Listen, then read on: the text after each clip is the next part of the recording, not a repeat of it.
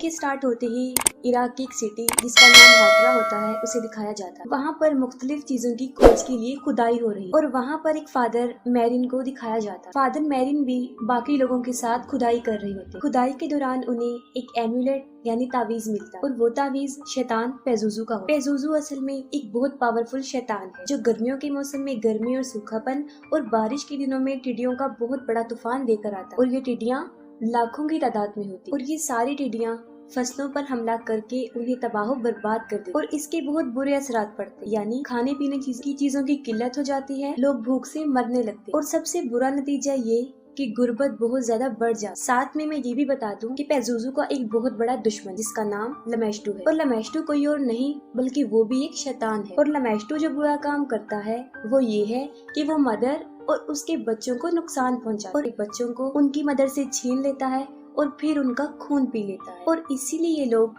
पेजुजू का सहारा लेते हुए माँ और बच्चे को लमेस्टू से दूर रखते। हालांकि पेजुजू भी एक शैतान है लेकिन लोग उसे अपनी हिफाजत के लिए यूज करते हैं, उसका सहारा लेते हैं, क्योंकि वो दूसरे शैतान लमेस्टू से उनको बचा कर रखता है। फिर फादर मैरिन को दिखाया जाता है ऐसी जगह पर पहुंचते हैं जहां उन्हें पेजुजू का स्टैचू मिलता है और वहां पर दो डॉग भी होते हैं जो उस वक्त आपस में लड़ रहे होते हैं और वो इस बात का इशारा होता है कि दो शैतान आपस में लड़ रहे हैं, दोनों शैतान यानी पेजुजू और लमेस्टू। इसके बाद जॉर्ज टाउन दिखाया जाता है और वहाँ पर क्रिस मैकनील को दिखाया जाता है जो मूवी में एक एक्ट्रेस का रोल प्ले कर रही है और अपने डायरेक्टर वर्क की एक मूवी जो स्टूडेंट्स के ऊपर बनाई गई है उसमें काम कर रही है। क्रिस की एक 12 साल की बेटी रीगन होती है। क्रिस एक बहुत फेमस एक्ट्रेस होती है जिसके पास शोहरत, दौलत, दुनिया की हर चीज होती है। नेक्स्ट सीन में दिखाया जाता है कि दोनों माँ और बेटी एक दूसरे के साथ होती है। क्रिस को अपनी बेटी के टॉयज में एक ओजा बोर्ड मिलता है। क्रिस अपनी बेटी से उस बोर्ड के बारे में पूछती है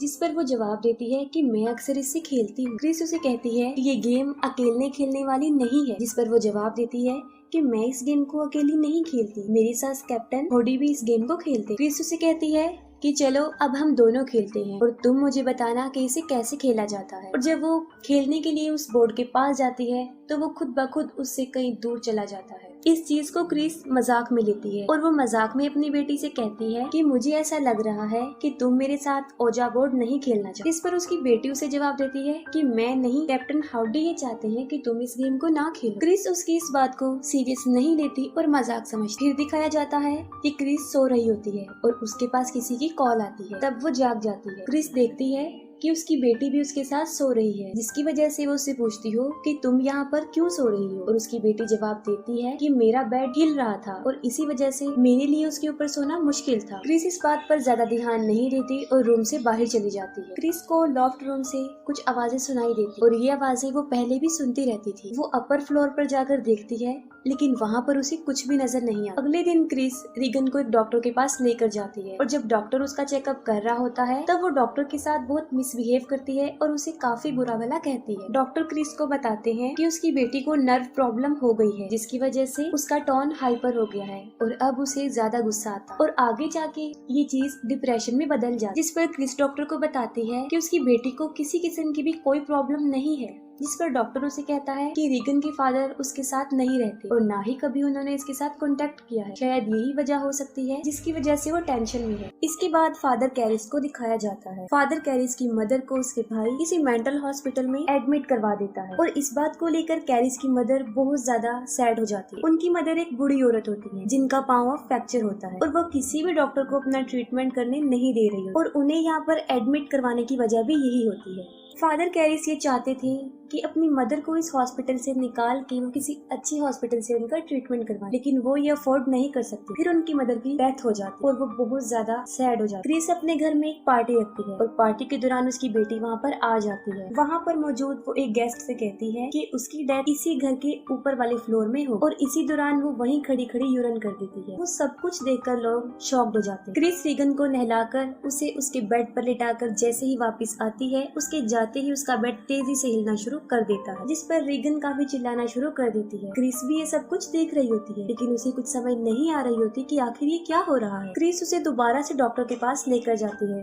और डॉक्टर फिर उसके ऊपर बहुत सारे टेस्ट करते हैं और उसे बहुत सारी तकलीफों का सामना भी करना पड़ता है, लेकिन उसके सारे टेस्ट बिल्कुल नॉर्मल होते हैं कि वो बिल्कुल ठीक है, उसे कोई बीमारी नहीं। दिन ब दिन रीगन की तकलीफ में इजाफा हो रहा था और अब तो कोई उसे उठाकर हवा में उछालकर बेड पे फेंक देता था और उस वक्त रीगन सिर्फ यही चिल्ला रही होती है कि मुझे बचा लो वरना मैं मर जाऊंगी, लेकिन क्रिस कुछ भी नहीं कर पाती और देखते ही देखते रीगन पोजेस हो जाती है और डॉक्टर के कंट्रोल से भी बाहर हो जाती है। वो उसे नींद का इंजेक्शन देकर गहरी नींद सुला देता है। क्रिस जब डॉक्टर से घर वापस आती है तब उसे पता चलता है कि उसके डायरेक्टर बर्क छत से गिरकर मर गए हैं और उस वक्त बर्क रीगन के पास ही होता है। वो इसलिए होता है ताकि वो अकेली ना रहे।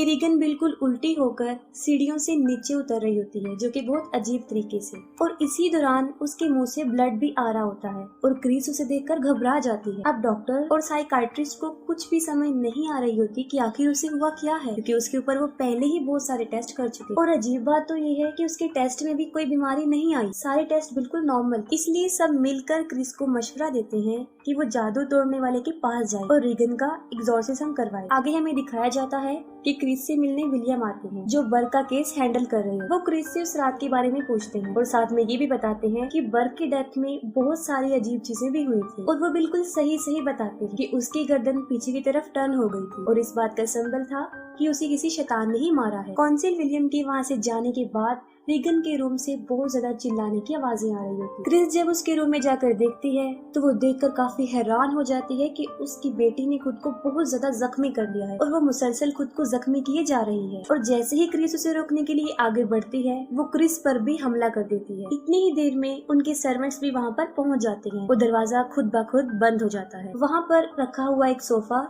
खुद ब खुद मूव होकर दरवाजे के पास आता है और उसे मजबूती से बंद कर देता है और रूम में रखी हुई अलमारी भी खुद ब खुद मूव होकर क्रिस पर गिरने लगती है, लेकिन ठीक वक्त पर क्रिस वहाँ से हट जाती है और खुद को बचा लेती है। उसी वक्त उसकी बेटी अपना सर पूरी तरह टर्न करके पीछे कर लेती है, जो कि एक बहुत अजीब चीज थी। ये कोई नॉर्मल बात नहीं थी। रीगन बर्क की आवाज में क्रिस को कहती है कि देखो तुम्हारी कैरेक्टरलेस बेटी ने मेरे साथ क्या किया है। ये सुनकर क्रिस फौरन समझ जाती है कि बर्क को भी उसी शैतान ने ही मारा है और रीगन पर किसी शैतान का बहुत बुरा साया है और रियलिटी भी यही होती है। रीगन को किसी शैतान ने पोजेस कर लिया होता है। जब क्रिस को इस बात का पता चल जाता है तो वो फादर कैरिस से मिलती है और वो रिक्वेस्ट करती है कि वो उसकी बेटी पर एग्जॉर्सिज्म करे, लेकिन फादर कैरिस पहले तो इस बात के लिए मना कर देते हैं, लेकिन क्रिस के बहुत ज्यादा इंसिस्ट करने पर वो इस बात के लिए एग्री हो जाते हैं। जब फादर कैरिस रीगन के पास जाते हैं उस वक्त वो शैतान बुरी तरह रीगन के ऊपर हावी हो चुका होता है और रीगन का शैतान कैरिस की मदर की डेथ के बारे में उसे बहुत ज्यादा इरिटेट करता है। वो सोचता है कि रीगन को मेरी मदर की डेथ के बारे में कुछ भी नहीं पता था और उसने बिल्कुल सही बताया है, तो उसे इस बात का यकीन हो जाता है कि क्रिस बिल्कुल ठीक कह रही है। लेकिन यहाँ पर मसला ये था कि एग्जॉर्सिज्म के लिए चर्च से परमिशन लेना पड़ती है, जिसके लिए चर्च को ये प्रूफ देना होता है कि जिसके ऊपर एग्जॉर्सिज्म करने वाले हैं उसके ऊपर वाकई किसी शैतान का साया है। रीगन की बॉडी पर ये भी लिखा होता है हेल्प। रीगन की कुछ बातों का कैप्चर होना और क्रिस का फादर कैरिस को ये बताना कि बर्क की डेथ भी ऐसे ही हुई है। ये जानते ही फादर कैरिस को इस बात पर मुकम्मल यकीन आ जाता है कि वाकई रीगन को किसी शैतान ने पोजेस कर लिया है। फादर कैरिस रीगन की रिकॉर्ड की हुई आवाज को सुनते हैं और उस रिकॉर्डिंग में वो फादर मैरिन का भी नाम ले रही होती है। दूसरी तरफ फादर कैरिस चर्च से एग्जॉर्सिज्म करने की परमिशन तो ले लेते हैं, लेकिन चर्च उनके साथ किसी एक्सपीरियंस फादर यानी जिन्होंने पहले भी एग्जॉर्सिज्म कर लिया है उन्हें साथ भेजने का डिसीजन लेते हैं और यहाँ पर चर्च फादर कैरिस के साथ फादर मैरिन को ही भेजते हैं।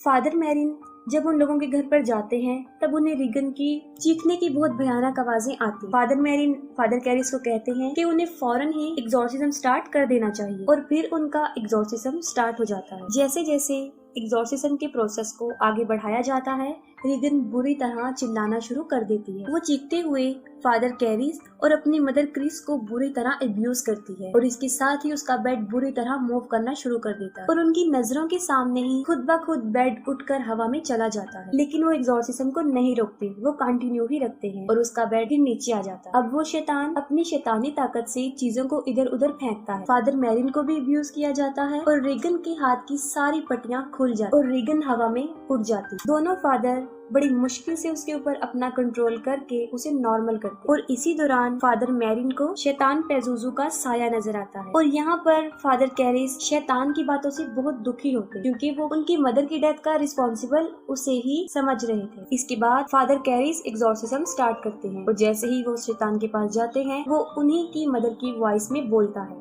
और वो एक बार फिर ये ब्लेम करता है कि उनकी मदर को उन्होंने ही मारा है। और उसी दौरान फादर कैरिस अपने आप पर कंट्रोल नहीं कर पाते। फादर मैरिन उन्हें कहते हैं कि वो यहाँ से फिलहाल बाहर चले जाएं और फादर मैरिन अकेले ही एग्जॉर्सिज्म पूरा कर। कुछ टाइम गुजर जाने के बाद फादर कैरिस दोबारा रीगन के रूम में आते हैं। तब वो देखकर हैरान हो जाते हैं कि उस शैतान ने फादर मैरिन को भी मार डाला। ये देखकर फादर कैरिस को बहुत गुस्सा आता है और वो शैतान को कहते हैं कि वो रीगन को छोड़कर उनकी बॉडी में आ जाए और वो शैतान ऐसा ही करता है। वो रीगन की बॉडी को छोड़कर फादर कैरिस की बॉडी में चला जाता है। तभी फादर कैरिस उस शैतान के मिशन को रोकने के लिए अपनी जिंदगी को ही सेक्रीफाइस कर देते और उस रूम की खिड़की से कूद जाते हैं। उनके नीचे गिरते ही बहुत सारे लोग वहाँ पर जमा हो जाते हैं। तभी फादर कैरिस के दोस्त भी वहाँ पर आ जाते हैं और फादर कैरिस की इस दुनिया को छोड़ जाने में उनकी हेल्प करते हैं। रीगन अब बिल्कुल नॉर्मल हालत में आ जाती है और वो सब कुछ भूल चुकी होती है। उसे अपनी पुरानी कोई भी बात याद नहीं होती और कुछ दिन गुजर जाने के बाद रीगन अपनी मदर के साथ उस जगह को छोड़कर चली जाती और यहीं पर मूवी एंड हो जाती।